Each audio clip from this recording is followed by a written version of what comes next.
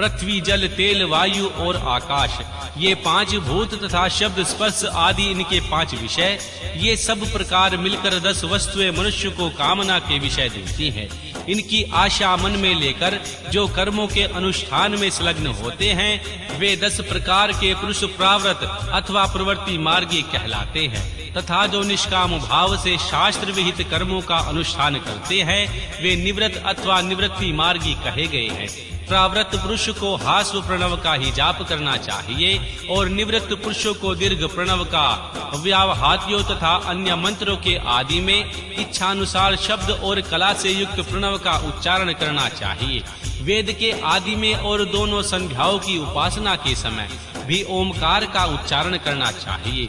प्रणव का 9 करोड़ जाप करने से मनुष्य शुद्ध हो जाता है। फिर 9 करोड़ का जाप करने से वह पृथ्वी तत्व पर विजय पा लेता है। तत्पश्चात पुनः 9 करोड़ जाप करके वह जल तत्व को जीत लेता है। पुनः 9 करोड़ जाप से अग्नि तत्व पर विजय पाता है। तदंतर फिर 9 करोड़ का जाप करके वह वायु तत्व पर विजयी होता है। फिर 9 करोड़ के जाप से आकाश को अपने अधिकार में कर लेता है।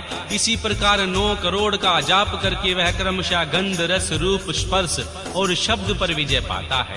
इसके बाद फिर 9 करोड़ का जाप करके अहंकार को भी जीत लेता है। इस तरह 108 करोड़ का जाप करके उत्कृष्ट बोध को प्राप्त हुआ पुरुष शुद्ध योग का लाभ करता है।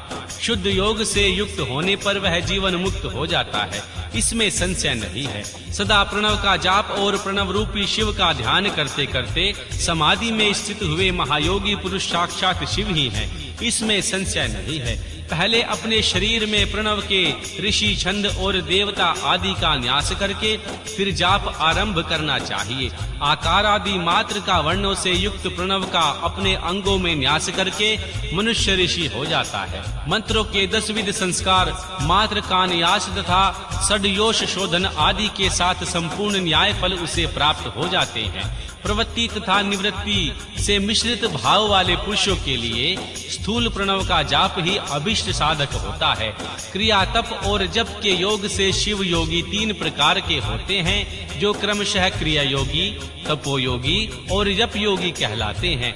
जो धन आदि वैभव से पूजा सामग्री का संचय करके हाथ आदि अंगों से नमस्कार आदि क्रिया करते हुए इष्ट देव की पूजा में लगा रहता है, वह क्रिया योगी कहलाता है। पूजा में संलग्न रहकर जो परिमित भोजन करता, ब्राह्मण इंद्रियों को जीत कर वश में करता और मन को वश में करके परद्रोह आदि से दूर रहता है, वह तप योगी कहलाता है। इन सभी सद्गुणों से युक्त होकर सदा शुद्ध भाव से रहता तथा समस्त काम आदि दोषों से रहित हो शांत चित्त से निरंतर जाप किया करता है, उसे महात्मा पुरुष जप योगी मानते हैं। जो मनुष्य 16 प्रकार के उपचारों से शिव योगी महात्माओं की पूजा करता है, वह शुद्ध होकर सालोक्य आदि के क्रम से उत्तरोत्तर उत्कृष्ट मुक्ति को प्राप्त कर लेता है। द्विजों, अब मैं जप योगी का वर्णन करता हूँ, तुम सब ध्यान देकर सुनो। तपस्या करने के लिए जप का उपदेश किया गया है, क्योंकि वह जप तप करते करते अपनी आप को सर्वथा शुद्ध निष्पाप कर लेता है। ब्राह्मणों, पहले नमः पद हो, उसके बाद चतुर्थी विशक्ति में शिव शब्द हो, तो पंचातत्व नामक शिवाय मंत्र होता है। इसे शिव पंचाक्षर कहते हैं। यह स्थूल प्रणव रूप है। इस पंचाक्षर के जाप से मनुष्य संपूर्ण सिद्धियों को प्राप्त कर लेता है। पंचाक्षर मंत्र के आदि में ओमकार लगाकर ही सदा उसका जाप करना चाहिए। गुरु के मुख से पंचाक्षर मंत्र का उपदेश पाकर जहाँ सुख पूर्वक निवास किया जा सके, ऐसी उत्तम भूमि पर महीने के पूर्व पक्ष शुक्ल में प्रतिपदा से आरंभ करके कृष्ण पक्ष की चतुर्दशी तक निरंतर जाप करता रहे। माघ और भादो के महीने में अपना विशिष्ट महत्व रखते हैं। यह समय सब समय से उत्तमोत्तम माना गया है। साधक को चाहिए कि वह प्रतिदिन एक बार परिमित भोजन करे, मौन रहे, इंद्रियों को वश में रखे, अपने स्वामी एवं माता पिता की नित्य सेवा करे। इस नियम से रहकर जाप करने वाला पुरुष 1 सहस्त्र जाप से ही शुद्ध हो जाता है अन्यथा वह ऋणी होता है। भगवान शिव का निरंतर ध्यान करके पंचाक्षर मंत्र का 5 लाख बार जाप करे। जाप काल में इस प्रकार ध्यान करे, कल्याणदाता भगवान शिव कमल के आसन पर विराजमान है। उनका मस्तक श्री गंगा जी तथा चंद्रमा की कला से सुशोभित है।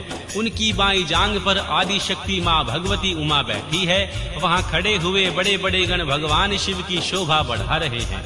महादेव जी अपने 4 हाथों में मृंग मुद्रा, टंक तथा वर एवं अभय की मुद्राएं धारण किए हुए हैं। इस प्रकार सब अनुग्रह करने वाले भगवान सदाशिव का बारंबार स्मरण करते हुए हृदय एवं सूर्य मंडल में पहले उनकी मानसिक पूजा करके फिर पूर्वाभिमुख हो पूर्वोक्त पंचाक्षरी विद्या का जाप करे। उन दिनों साधक सदा शुद्ध कर्म ही करे और दुष्कर्मों से बचा रहे। जाप की समाप्ति के दिन कृष्ण पक्ष की चतुर्दशी को प्रातः काल नित्य कर्म करके शुद्ध एवं शुद्ध स्थान में शोच संतोष आदि नियमों से युक्त हो शुद्ध हृदय से पंचाक्षर मंत्र का 12 सहस्त्र बार जाप करे। तत्पश्चात 5 सपत्नीक ब्राह्मणों का जो श्रेष्ठ एवं शिव भक्त हो वर्ण करे। इसके अतिरिक्त एक श्रेष्ठ आचार्य प्रवर का भी वर्ण करे। उसे सांब सदाशिव का स्वरूप समझे। ईशान तत्पुरुष और अघोर वामदेव तथा सजोजात इन 5 के प्रतीक स्वरूप को ही श्रेष्ठ और शिव भक्त ब्राह्मणों का वर्ण करके तत्पश्चात पूजन सामग्री को एकत्रित करके भगवान शिव का पूजन आरंभ करे। विधि पूर्वक शिव की पूजा संपन्न करके होम आरंभ करे। अपने ग्रह सूत्र के अनुसार सुखांत कर्म करके अर्थात परिसमूहन, उपलेपन, उल्लेखन, मृद, उद्धारण और अभ्युक्षण इन 5 भू संस्कारों से पश्चात वेदी पर स्वाभिमुख अग्नि को स्थापित करे। कुशव कांडिका के अनंतर प्रज्वलित अग्नि में आज भागांत हुए आहुति देकर प्रस्तुत होम का कार्य आरंभ करे। कपिला गाय के घी से 11, 100 अथवा 1000 आहुतियां स्वयं ही दे अर्थात विद्वान पुरुष शिव भक्त ब्राह्मणों से 108 आहुतियां दिलवाए। होमवर्क समाप्त होने पर गुरु को दक्षिणा के रूप में एक गाय और बैल देना चाहिए। ईशान आदि के प्रकृति रूप जिन 5 ब्राह्मणों का वर्ण किया गया हो उनको ईशान आदि का स्वरूप ही समझे तथा आचार्य को साम सदा शिव का स्वरूप माने। इसी भावना के साथ उन सब के चरण धोए, उनके चरणोदक से अपने मस्तक को सींचे। ऐसा करने से वह साधक अगणित तीर्थों में तत्काल स्नान करने का फल प्राप्त कर लेता है। उन ब्राह्मणों को भक्ति पूर्वक दशांश अन्न देकर गुरु पत्नी को पराशक्ति मानकर उनका भी पूजन करे। ईशान आदि क्रम से उन सभी ब्राह्मणों का उत्तम अन्न से पूजन करके अपने वैभव विस्तार के अनुसार रुद्राक्ष, वस्त्र, बड़ा और पुआ आदि अर्पित करे। तदंतर दिक्पालों की बलि देखकर ब्राह्मणों को भरपूर भोजन कराए। इसके बाद देवेश्वर शिव से प्रार्थना करके अपना जाप समाप्त करे। इस प्रकार पुरुष चरण करके मनुष्य उस मंत्र को सिद्ध कर लेता है। फिर 5 लाख बार जाप करने से समस्त पापों का नाश हो जाता है। तदंतर पुनः 5 लाख का जाप करने पर अतल से लेकर सत्यलोक तक 14 भुवनों पर क्रमशः अधिकार प्राप्त हो जाता है। यदि अनुष्ठान पूर्ण होने के पहले बीच में ही साधक की मृत्यु हो जाए तो वह परलोक में उत्तम भोग के भोगने के पश्चात पुनः पृथ्वी पर जन्म लेकर पंचाक्षर मंत्र के जाप का अनुष्ठान करता है।